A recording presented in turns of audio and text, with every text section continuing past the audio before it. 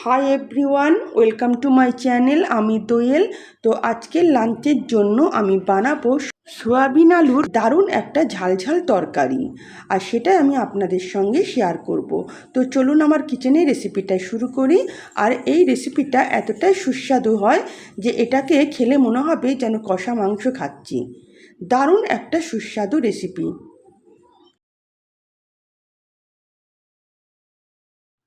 তো সবার প্রথম আমি সয়াবিনটাকে 10 মিনিটের জন্য গরম জলে ভিজিয়ে রাখবো। তার জন্য আমি গরম জল হতে দিয়েছি। এবার একটা পাত্রের মধ্যে আমি 1 বাটির মতন সয়াবিন নিয়ে নেব। জল গরম হয়ে গেছে, এবার এটা সয়াবিনের মধ্যে আমি ঢেলে দেব এবং এরকম অবস্থায় 10 মিনিটের মতন আমি রেখে দেব, যাতে সয়াবিনটা একটু নরম হয়ে যায়। সোয়াবিনটাকে 10 মিনিটের মতন ভিজতে দিয়েছি। এখন এদিকে আমি একটা পেঁয়াজের পেস্ট রেডি করে নেব। তার জন্য এখানে কিছুটা আদা, রসুন, 4-5টা কাঁচা লঙ্কা আর 3টে মিডিয়াম সাইজের পেঁয়াজ নিয়ে নিয়েছি। এগুলো একত্রে সব আমি পেস্ট করে নেব।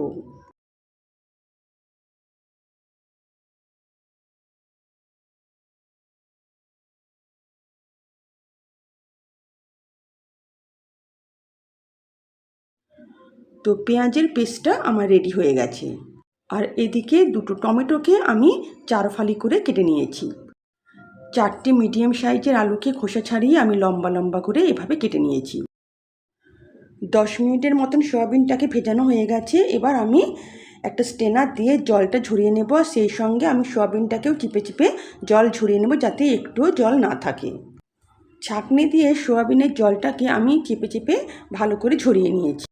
এবার আমি আলুটাকে সামান্য নুন হলুদ দিয়ে ভালো করে কিন্তু কড়া করে ভেজে নেব, মানে লালচে বাদামি করে ভেজে নেব। তো এখন আপাতত আমি শুধু হলুদটা দিয়েছি, ভালো করে মেখে নেব। কারণ হলুদ আর নুন যদি একসঙ্গে দেওয়া হয় তাহলে কিন্তু হলুদ গায়ে ধরে না। তাই হলুদটা দিয়ে আমি কিছুক্ষণ রেখে দেব, তারপরে আমি ভাজার সময় নুন দেব। তো গ্যাস অন করে একটা কড়াই বসিয়ে দিয়েছি, তার মধ্যে 1 টেবিল চামচের মতন সাদা তেল নিয়ে নিলাম। এবার আমি আলুগুলোকে বেশ লালচে বাদামি করে ভেজে নেব। এখানে আলুগুলোকে লালচে বাদামি করে ভেজে নেব, আর গ্যাসের ফ্লেমটা আমি লো করে একটু সময় ধরে ভাজবো, যাতে আলুগুলো পুরোপুরি সেদ্ধ হয়ে যায়।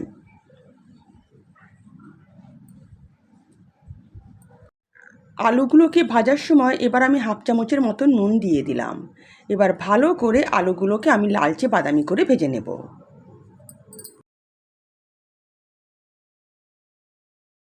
ওদিকে আলুগুলোকে আমি ভেজে নিচ্ছি। এখন আমি একটা বাটির মধ্যে একটা মশলার ঘোল রেডি করে নেব। তার জন্য আমি 1/2 চামচের মতন লঙ্কা গুঁড়ো নিয়ে নিয়েছি, 1 চামচের মতন ধনে গুঁড়ো, 1/2 চামচ জিরে গুঁড়ো, 1/2 চামচের মতন হলুদ গুঁড়ো, সেই সঙ্গে 1/2 চামচের মতন নুনটাও দিয়ে দিলাম।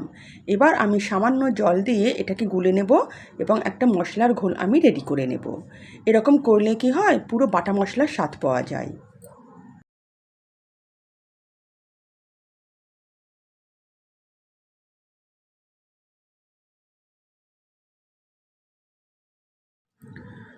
আর এদিকে দেখুন আলুটাও লালচে বাদামি করে ভাজা হয়ে গেছে। এটাকে আমি কড়াই থেকে তুলে নেব।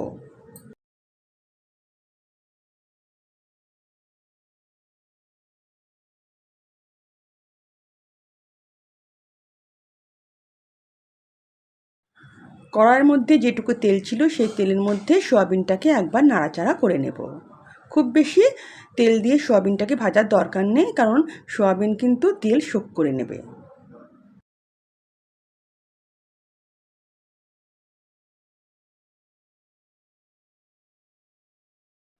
সয়াবিনটা 1-1.5 মিনিটের মতন আমি ভেজে নিয়েছি। এটাকে আমি তেল থেকে তুলে নেব।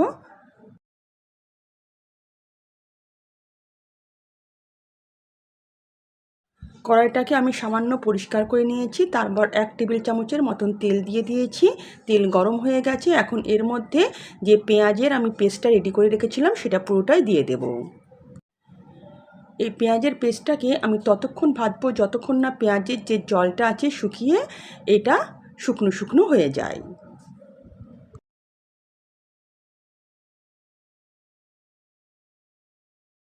পেঁয়াজের পেস্টের মধ্যে যে জলটা ছিল সেটা শুকিয়ে গেছে। এবার আমি যে মশলার ঘোলটা রেডি করে রেখেছি সেটা দিয়ে দেব। যে বাটির মধ্যে মশলাটা ছিল সেখানে একটু জল বুলিয়েও আমি দিয়ে দিলাম। এবার ভালো করে কষাতে থাকবো যতক্ষণ না মশলা থেকে তেল আলাদা হয়ে আসে।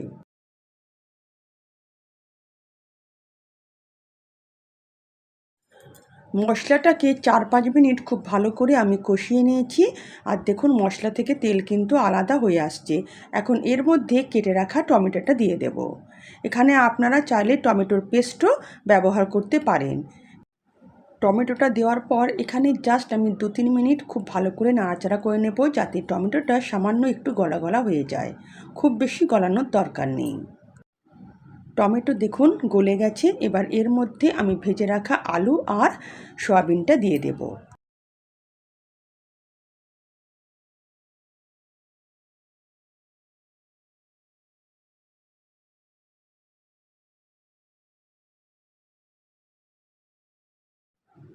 আলু আর সয়াবিনটা দিয়ে মশলার সঙ্গে আমি 1-1.5 মিনিট খুব ভালো করে কষিয়ে নেব।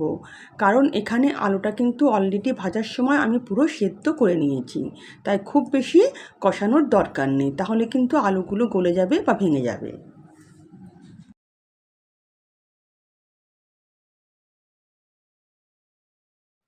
খুব ভালো করে আলু আর সয়াবিনটাকে আমি কষিয়ে নিয়েছি। এবার এর মধ্যে দিয়ে দেব আমি পরিমাণ মতন জল। এখানে আমি 2-2.5 বাটির মতন জল দিয়ে দেব, কারণ আমি এই রান্নাটা একটু ঝোল ঝোল করব আর এমনিতেই সয়াবিন কিন্তু জল শুষে নেয়, তাই আমি ঝোলের পরিমাণটা একটু বেশি রাখব। জল দিয়ে ভালো করে নাড়াচাড়া করে এবার আমি তরকারিটাকে ফুটতে দেব। তরকারিটা ফুটে উঠেছে। এখন এর মধ্যে আমি 1/2 চামচেরও কম একটু গরম মশলা দিয়ে দিলাম। তারপর নাড়াচাড়া করে আমি কিন্তু গ্যাসের ফ্লেম বন্ধ করে দেব। সয়াবিন আলুর তরকারি আমার রেডি।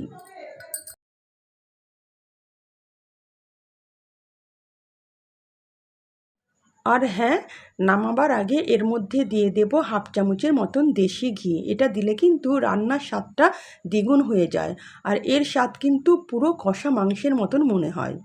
এটা গরম গরম ভাতের সঙ্গে খেতে কিন্তু দুর্দান্ত লাগে। এবার আমি গ্যাসের ফ্লেম বন্ধ করে দেব। দেখুন রান্নাটা দেখতে কেমন দুর্দান্ত হয়েছে, আর খেতেও কিন্তু দুর্দান্ত স্বাদের হয়েছিল। এবার আমি গরম গরম ভাতের সঙ্গে সার্ভ করে দেব।